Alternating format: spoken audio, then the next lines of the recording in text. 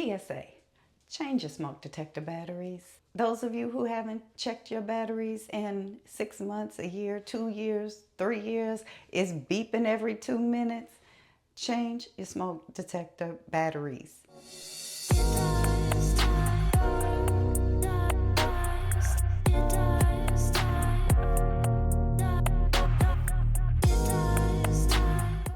Welcome back to my channel. If you're new here, welcome. My name is Pamela and I am on a weight loss journey using lifestyle modification and a little help from some compounded tirzepatide. Today I will be giving my 40th injection and I'll give a little recap of my week 39 results. Last week, if you watched that video, we talked about possibly titrating up my dose because of the food noise. So we'll talk a little bit about how this week went and am I going to be titrating up or not. First though, I want to talk about something totally unrelated. My dog is sitting here having an anxiety attack because my son's girlfriend or ex-girlfriend, baby mom, whatever you want to call her, I don't know what they are at this point, but he was on the phone with her on FaceTime and her smoke detector keeps beeping in the background. Every couple minutes, beep, beep. You know, the little chirp to let you know that the battery is dead or dying or that it's time to change the battery. Why do people do that? Why? The first time I hear a chirp, I'm getting up on a ladder and I'm taking that smoke detector down and I'm putting a new battery in it because I can't stand that chirp. How do people live like that? This has been going on for over a year. And every time my son is on FaceTime or has her on speaker and that dang thing starts chirping, my dog just starts panicking and it drives me nuts.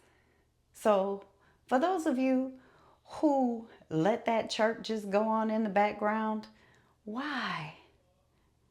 Is it too much work to get on a ladder and change the battery? Does the noise not bother you? Is it because these dang 9-volt batteries cost $5,000 a piece? What is it? Why would you do that to yourself? I don't know. Anyway, my rant is over. I'm going to go ahead and give my injection and then let's talk about this week. All right, I've already washed my hands. I am going to draw up my medication and let's have a little conversation about my results for this week. So when I weighed in on August 18th, I was 151.2 pounds. And when I weighed in, that was the beginning of week 39. When I weighed in on August 22nd, I was 151.2 pounds. So I didn't gain, I didn't lose, I stayed right at the same, and I'm okay with that. I did have a little bit of the food noise, not quite as much as I did the week before. I did eat some things that I wouldn't normally eat. Someone sent me some brownies for my birthday, and so I did partake in some of that, and I'm not mad at it. What am I doing? So, am I going to titrate up, or am I going to stay at the same dose?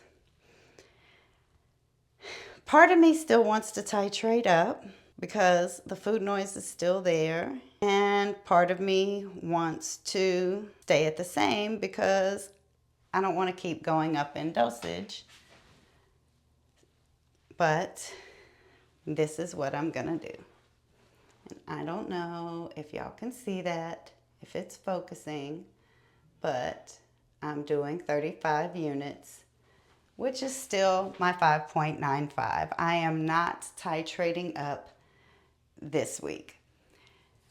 We're going to continue to see how this goes. I feel like my food noise got better, and I got a comment from Sweet Tea on my last video, which was kind of what I was thinking anyway, but you know, just kind of confirming my thoughts was that the more junk food you eat, the more your body is going to crave those things. And I had been eating pretty bad lately from the time that I moved until moving in here. The Factor meals definitely helped. I did cancel my Factor subscription for two reasons. First being they cost way too much for what they are. I mean, yes, it's convenience, it's prepared. The food is great. I will give them that. The food is great. The portion sizes are fine if you're on a GLP-1. If you're not on a GLP-1, portion sizes are kind of small. You're probably going to want more food. Because, yeah, when I was on keto, I would eat the meals and I'd still be hungry. On a GLP-1, I'm having a hard time finishing those meals. But I digress. The other reason that I canceled was because when I first started the subscription a few weeks ago, before I got my first box, I pre-selected all of my meals for the first week and the second week. For some reason, what I selected for the second week didn't save, and they will just send you random meals. And a lot of what they sent me was stuff that I don't like, and I was highly upset about that because I paid like $100 for 8 meals that I don't want. So let me go ahead and get this injection in. But the meals did help. Having something prepared already in the refrigerator, ready to go, was definitely a big help to keep me from just ordering something quick or grabbing something that was not so healthy. I did go to the store this week and I bought some frozen meals that I will have on hand to kind of give the same idea. I tried to pick things that were at least 20 grams in protein. I tried to pick things that were on the lower calorie side, lower sodium.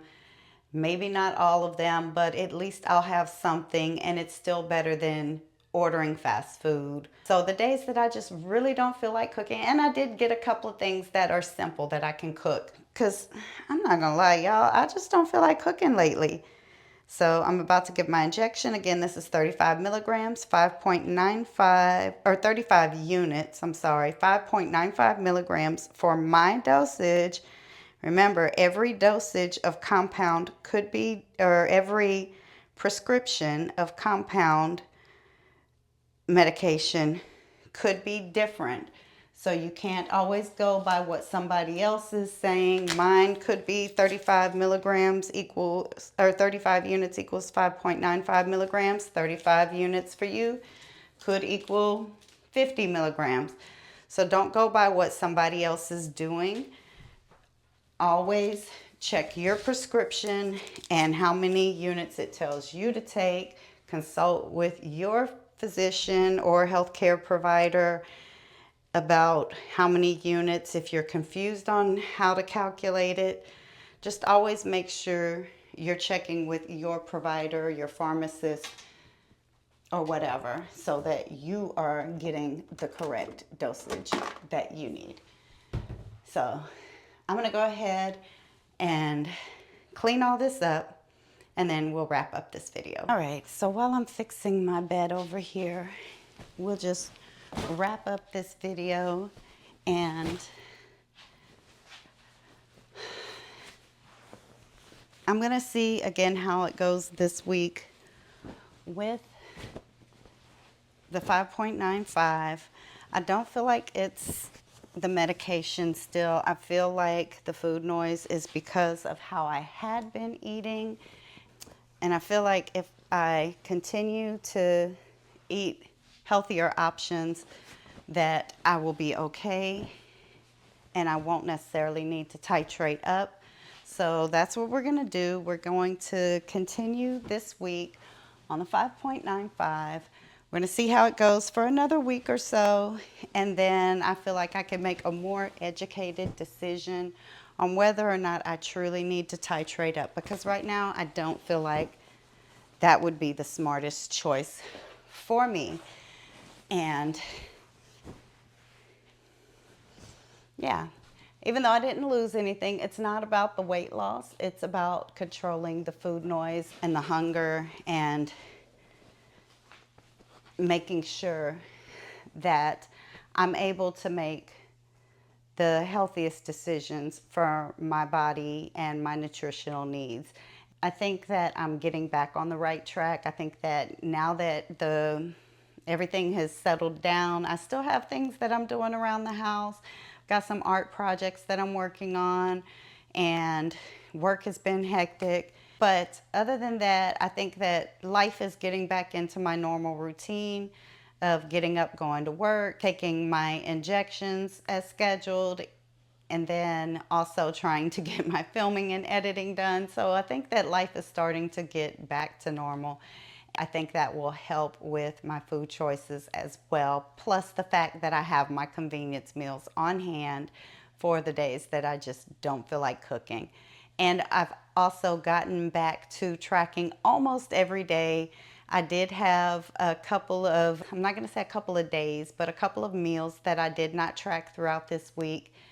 And one was because we went out and I just really didn't know how to track that. The other one is just that I forgot. And so I'm trying to get back on track with that. And of course, nobody needs to track. That is something that I choose to do for myself so that I can make sure that I'm getting enough calories and that I'm not going over my target window, which normally I'm not. Normally it's making sure I'm getting enough calories because it's very easy now on this medication to eat too few calories. Sometimes it's hard to get enough unless you're eating the junk food. And yeah, no point in even tracking when I was eating the junk food because I already know that it was like 2,000 plus calories a day. But now that I'm back on track with my eating and my tracking and my routine schedule, I think that the food noise will start to subside because I'll be eating better foods. And we're going to see how this goes.